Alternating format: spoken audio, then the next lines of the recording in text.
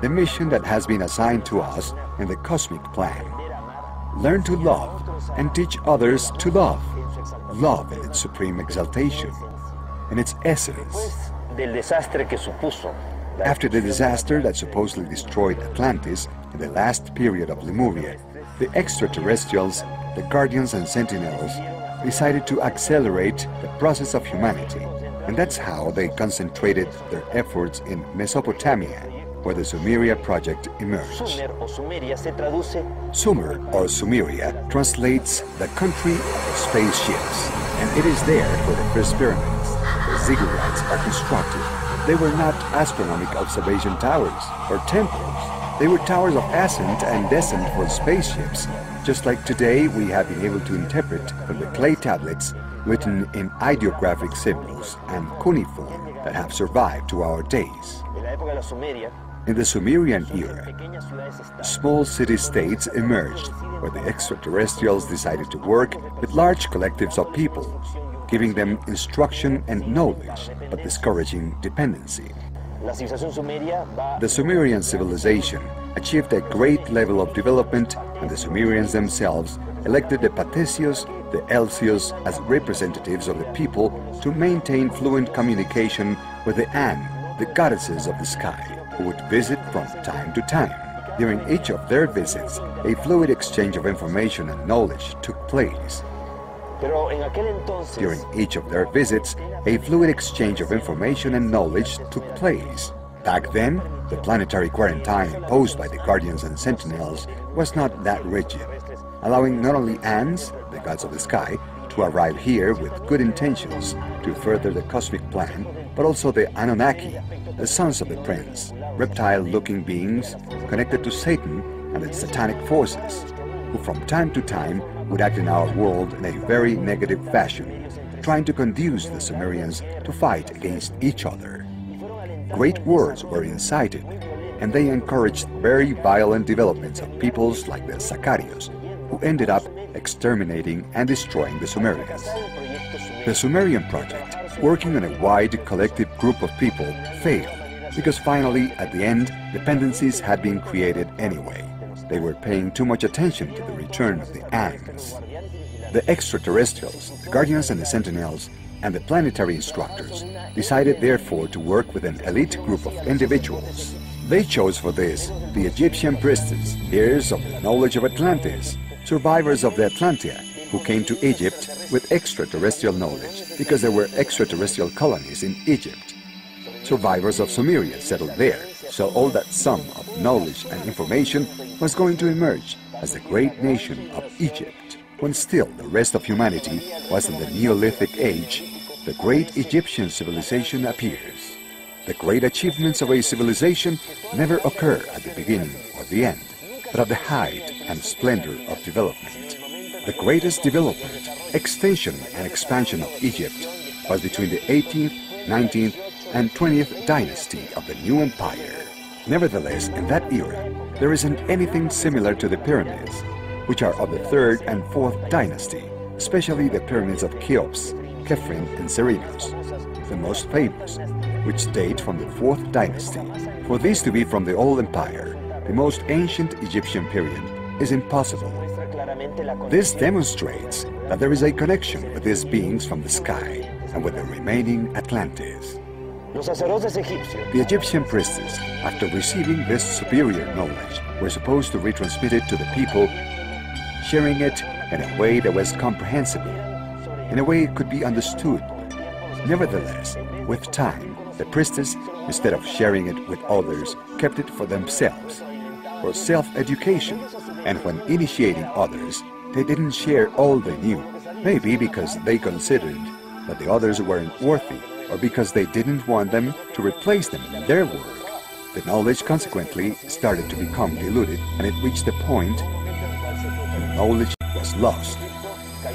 Egypt fell under the influence of these terrifying dark forces that tried to get humanity to forget. So after failing in working with a wide group of people and also with an elite of individuals, it was decided to work with one individual and to program his or her genetics. By chance, the chosen one was Abraham, psychic since birth. He used to easily have telepathic communication with these beings. And what is more, he was such an intelligent man with such broad judgment that he accepted at that time, when there were 1,000 commonly accepted gods, the idea of one single God, which was a very advanced concept.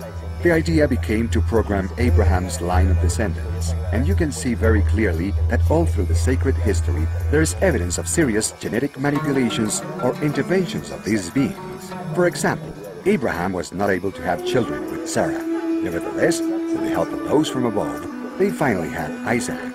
Isaac married Rebekah, but Rebekah was not able to have children either. Nevertheless, with the Lord's help, she conceived Jacob and Esau. Jacob married his cousin Leah, and then Rachel, the one who he really loved, but she was sterile too. But with the help of these beings from other worlds, she finally conceived Joseph, he of the premonitory dreams, he of the talent of prophecy, the one who interpreted the Pharaoh's dreams. Samson was the son of sterile parents, Samuel the same. Mary the Virgin was the daughter of Joachim and Anna. They were not able to have children. With intervention from the heavens, Mary is born, creating conditions for the birth of Jesus Christ, who was not an extraterrestrial, but an extraordinary terrestrial.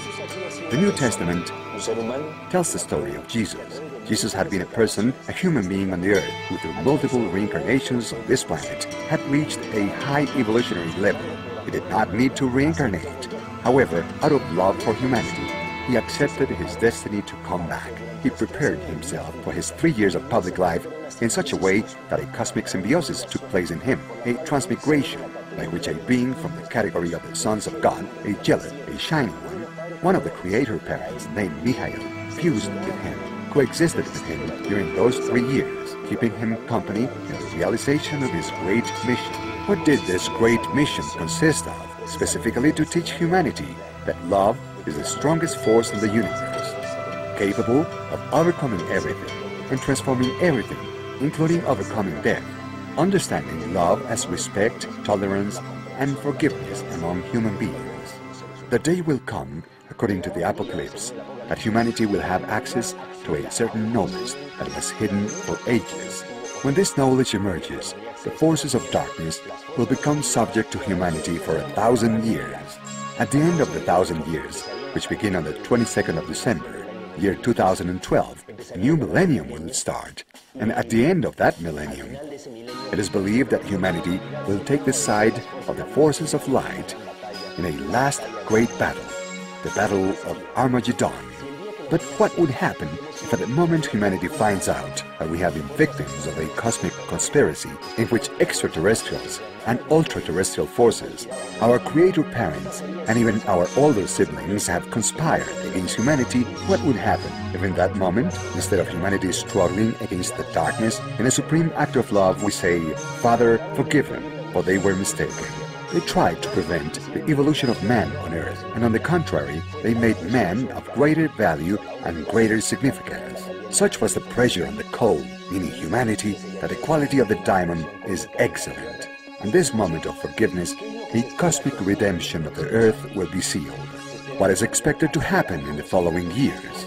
Humanity will access knowledge that was hidden. A wealth of information will come to light. Information that has been hidden by the governments and by religions. The enlightenment will be so profound that many people won't be able to resist it. Among the things that humanity is going to discover is that we are in an alternative time, paradoxical, that we are not in real time, and that we are getting closer to a reconnection, a synchronization of times. In the months and years following December 22nd, year 2012, we are going to see a speeding up of psychic potential in dreams and consciousness. Great transformations in the planet will take place at the ecological and climatic levels, including natural catastrophes of tremendous impact. Why? Because the Earth is getting closer to a great planetary labor. The Maya civilization wisely anticipated this. They considered that starting in the year 2003, each year symbolically will be like a month of pregnancy, leading to a great planetary birth. That great labor has been foreseen as taking place between now and December 22nd, year 2012.